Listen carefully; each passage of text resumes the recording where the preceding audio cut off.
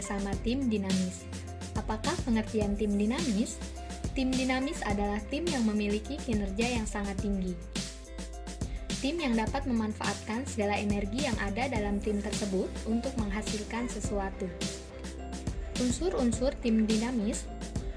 Yang pertama, menyatakan secara jelas misi dan tujuannya. Yang kedua, beroperasi secara kreatif. Yang ketiga, memfokuskan pada hasil. Yang keempat, memperjelas peran dan tanggung jawab. Kelima, diorganisasikan dengan baik. Keenam, dibangun di atas kekuatan individu. Ketujuh, saling mendukung kepemimpinan anggota yang lain. Kedelapan, mengembangkan iklim tim. Kesembilan, menyelesaikan ketidaksepakatan. Kesepuluh, berkomunikasi secara terbuka. Kesebelas, membuat keputusan secara objektif. Kedua-belas, yang terakhir, mengevaluasi efektivitasnya sendiri. Poin kedua, yaitu tahapan perkembangan tim secara umum. Pada dasarnya, dalam membangun tim yang dinamis mempunyai tahapan sebagai berikut. Yang pertama, forming atau pencairan bentuk. Yang kedua, storming atau mencari jati diri tim. Yang ketiga, performing atau tim mulai menunjukkan kinerja. Yang terakhir, transforming atau tim mulai terbiasa dengan budaya kerja baru. Poin ketiga, tahapan perkembangan tim secara khusus. Yang pertama, menetapkan arah atau drive. Yang kedua, bergerak, strive. Yang ketiga, mempercepat gerak, thrive. Yang keempat, sampai, arrive. Membangun rasa kebersamaan tim. Tim akan efektif apabila dibangun berdasarkan kebersamaan, tidak memandang pangkat, suku, dan golongan. Menunjukkan rasa saling percaya, saling menghargai, dan dilandasi oleh keterbukaan. Oleh karena itu, anggota suatu tim hendaknya memiliki karakteristik yang berorientasi pada opini, persamaan, serta tujuan. Selanjutnya, berorientasi pada opini. Yang pertama, berlawanan dengan orang yang bersifat dogmatis akan mengarahkan pada tindakan tidak mengutuk orang lain. Kedua, memperkenalkan gagasannya tanpa mengusul atau bahkan mengisyaratkan agar orang lain memberi posisi istimewa pada gagasannya. Ketiga, saling meminta ide dari anggota kelompok yang lain, bukan berorientasi pada gagasan perorangan.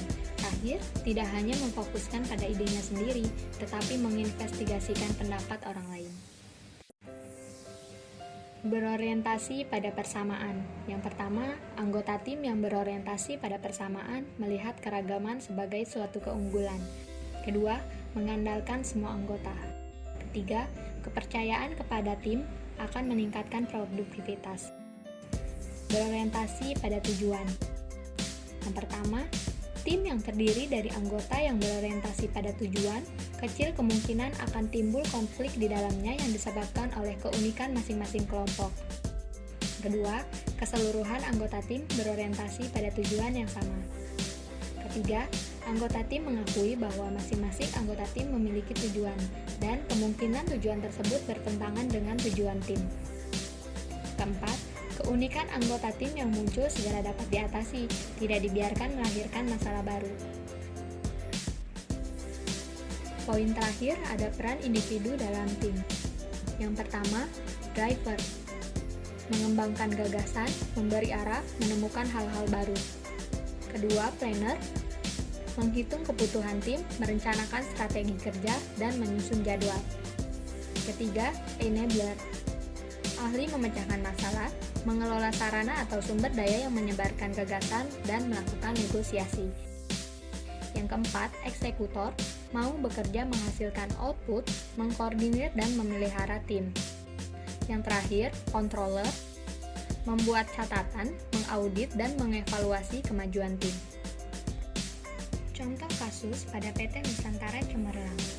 PT Nusantara Cemerlang merupakan perusahaan yang bergerak di industri garmen, berdiri sejak 1 Mei 1987 di Bandung dengan 570 karyawan.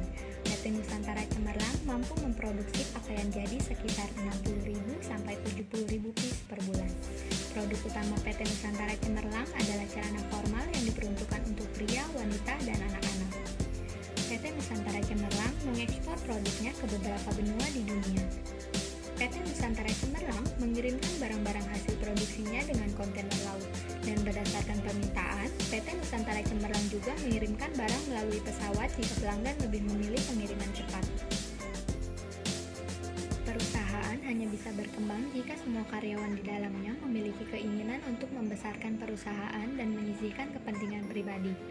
Masing-masing harus belajar untuk fokus pada tujuan bersama. Untuk itu, selalu ditekankan target bersama yang ingin dicapai. Tujuan yang jelas merupakan hal yang diperlukan untuk membangun tim. Maka dari itu, karyawan PT Nusantara Cemerlang setiap pagi sebelum memulai pekerjaan, tiap departemen melakukan rapat rutin dan mengatur pola komunikasi yang terbuka demi tercapainya tujuan dan harapan perusahaan. Setiap karyawan di PT Nusantara Cemerlang harus percaya dalam mengutarakan opininya, menciptakan komunikasi timbal balik antar karyawan sehingga setiap anggota tim bisa saling memberi kritik tanpa terkesan menjatuhkan. Komunikasi menjadi landasan terciptanya hubungan kerja yang baik. Komunikasi yang terjaga akan membuat hubungan menjadi terbuka. Kegiatan-kegiatan unik yang dilakukan di PT Nusantara Cemerlang bertujuan untuk mendekatkan antar anggota tim dan menciptakan engagement terhadap perusahaan. Engagement akan menciptakan kerjasama tim yang baik dan membuat setiap karyawan jadi ingin berkontribusi sebaik mungkin. Ada komitmen di dalam diri karyawan untuk menyelesaikan tugas secara bersama-sama. Rasa kekeluargaan juga tertanam, sehingga setiap karyawan berinisiatif untuk saling membantu. Sistem penghargaan atau reward yang diberikan perusahaan kepada anggota tim agar anggota tim merasa hasil kerja mereka dihargai, dan hal itu pun menciptakan kompetisi antar anggota tim. Tim bisa berhasil jika masing-masing anggota melakukan pekerjaan yang sesuai kompetensi mereka. Karyawan di PT Nusantara Cemerlang selalu mengkomunikasikan mengenai tugas, kendala saat mengerjakan tugas, dan ketika ada karyawan yang tidak mampu dalam mengerjakan tugas pekerjaannya, maka kedua tim selalu memberikan pelatihan agar karyawan tersebut mampu mengerjakan tugasnya dan tidak menghambat pekerjaan anggota timnya. Setiap ketua tim di PT Nusantara Cemerlang secara rutin melakukan pengukuran dan pemeriksaan hasil kerja setiap anggota timnya. Pemeriksaan rutin ini untuk bisa mengetahui perkembangan pekerjaan kesulitan yang dialami, atau bisa saja ada perubahan yang perlu dilakukan di tengah jalan untuk bisa mencapai tujuan.